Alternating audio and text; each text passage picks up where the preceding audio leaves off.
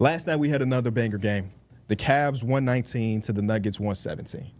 I am a week away. Let's give it 3 more games away for getting irrational when it comes to this Cavs team now that James Harden is on it. To go into Denver without Evan Mobley and win this game in this fashion. Like, I feel like that fourth quarter, the last 8 minutes, showcase like the highs of the highs that could potentially happen with this team. And it's with them only playing 30 minutes total together so far this season. Mm-hmm. The way Jared Allen was utilized, where so much space around him because they basically running Jared Allen and 4 guards / wings that you couldn't really overhelp, and it just opened the game up for everybody. I'm irrationally confident about them, but give me a couple more games before I get too crazy. I just love the fact that James Harden has so much gravity, especially in the pick and roll, that teams are willing to actually give Donovan Mitchell more space to just operate and create.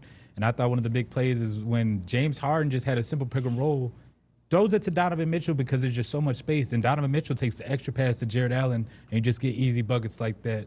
This team was, early in the season, they just struggled offensively, especially shooting the ball some nights where they just cannot get the ball to fall.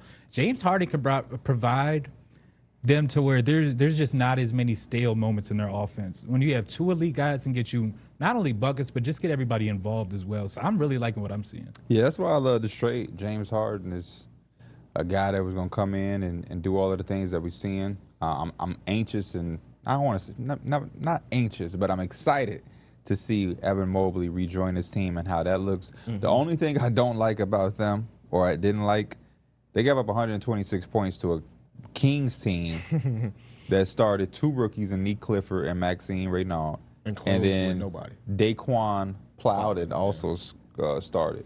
So to give up 126, gave 18 points that I think Dylan Caldwell. That's why you only got to look at the last 6 minutes of both games, and you'd be like, dang, it's the very simple time. In the last 6 minutes of that the Nuggets game, I thought you kind of seen the defense of what it could be. And I think when they had the initial trade of Darius Garland and James Harden, I kind of mentioned that the slight improvement in defense, too, just might be something you could look at. I thought he had some good moments defensively where he kind of had slapaways, or he kind of at least stood his ground, and that's a positive for the Cavs. And they are missing the DPOY. That's they are former DPOY. So, yeah, once Evan Mobley come back, I think the defense will tighten up a little bit. I just love the fact that Donovan Mitchell don't look overtaxed. Like, he looks like he's able to play comfortably within the offense and not have to do everything.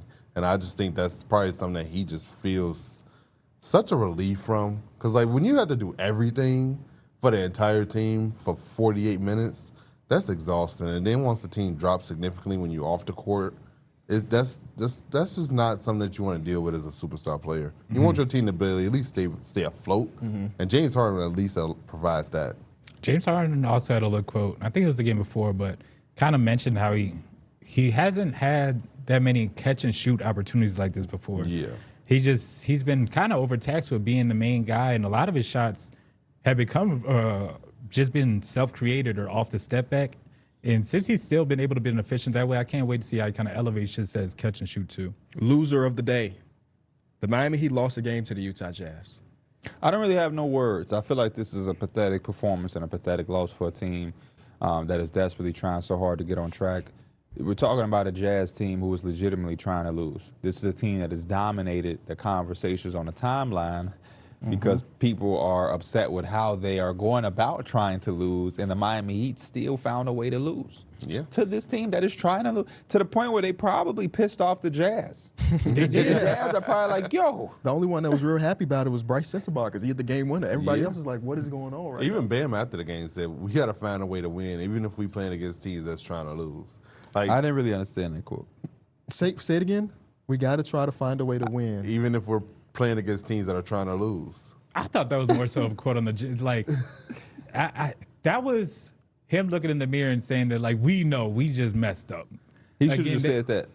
Again, that team, they're or playing no questions. They're playing their main guys like 25 minutes a game. They're pulling their starters, and for this team not to just be able to kind of overcome the second unit for the Jazz, the whole time the Heat announcers are saying every few minutes, man, you could feel the tightness in the arena because the Heat players just know this is not a game you lose right here. Mm-hmm. Yeah. It has been disappointing. Yeah, Jaren Jackson played 5 minutes in the second half. Man, Bam Adebayo had Kyle on him, Kyle Filipowski. And again, this is like second unit stuff. You want Bam to have a better game. I think there is a little bit of grace for Bam. we do kind of not always give the two-way players that much grace when it's like he is being asked a lot on the defensive end. Against who? Just in general, Bam does a lot defensively. I'm talking about that particular game. That game, that game he actually did do a lot.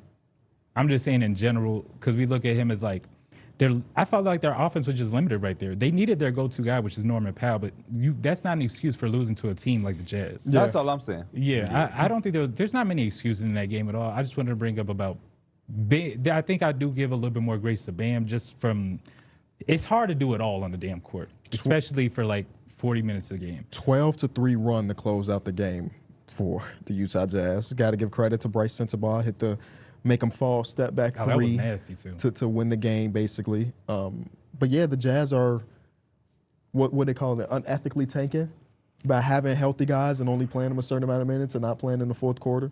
I mean, They're not breaking any legal rules by doing it. Yeah. They're playing by the book, even if it's maybe not the most ethical way to do it. I don't know. I enjoy this way of tanking. We're going to be competitive for 3 quarters, and then we're going to sit. Isaiah Collier has also just been.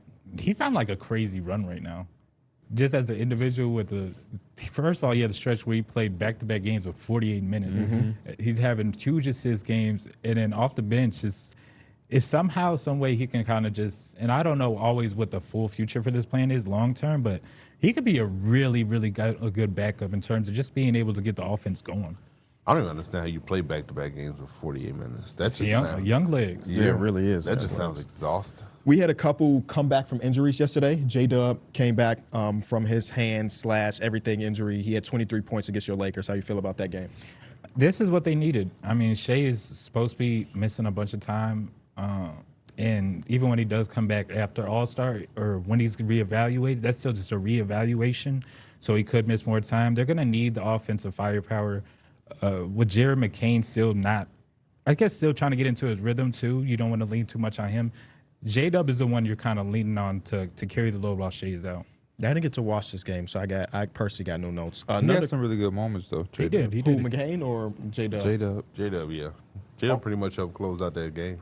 Only Considering thing, a wrist thing.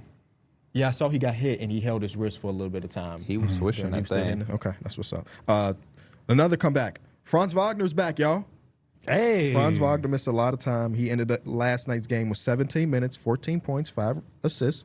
Good game overall. On the opposite side, Cam Thomas made his Milwaukee Bucks How was debut. that? I didn't watch any of this. 13 minutes, 4 points. Yeah, it wasn't the sexiest debut. Gotta get but eased in. Yeah, he don't know the system. Yeah. I guess in his mind, He is. he is the the system. system of some James Harden stuff. So, Derek, your Blazers went on a ridiculous run. Or whose Blazers is this? Pierce. That's P's Blazers. They went on a 52-17 run between the end of the second quarter and the end of the third quarter. We against ain't the truly 76ers. dismissive of D Mills though. His fandom is about to come out largely When they ain't come back. that 3-point contest. Yeah. That 3-point contest is with D Mills. It becomes D Mills Blazers. That's very Yeah. Nobody can overshadow D Mills when it comes to the Blazers when that man Damian Lillard is in that uniform. The Blazers got Drew Holiday back, and they have been having a little bit more of a just upholster with not. You just have a guy that can do a lot for your team, whether it's playmaking, shooting, creating. Drew Holiday does a lot for the team. I kind of want to look at the other side with the Sixers, who Tamani, don't forget to shout out 8 Tamani. threes for Tumani.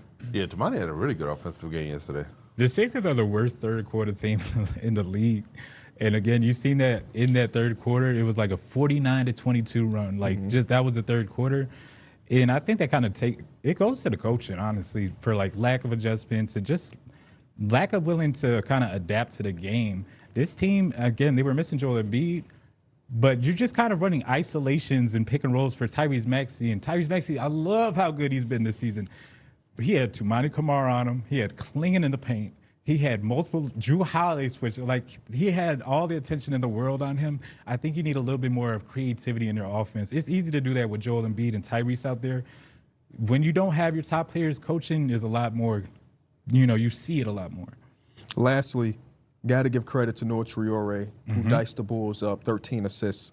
And then Drake Powell had a really good game. Shout out to 2 of their rookies. And Noah Clowney won't miss a three-pointer against the Bulls this season. His best three-point shooting nights of his career have both happened against the Bulls this season. Well, the Bulls give up open threes. Yeah. Shout out to Noah Clowney. Clown job. Hit subscribe for more news, highlights, and analysis from the NBA on NBC.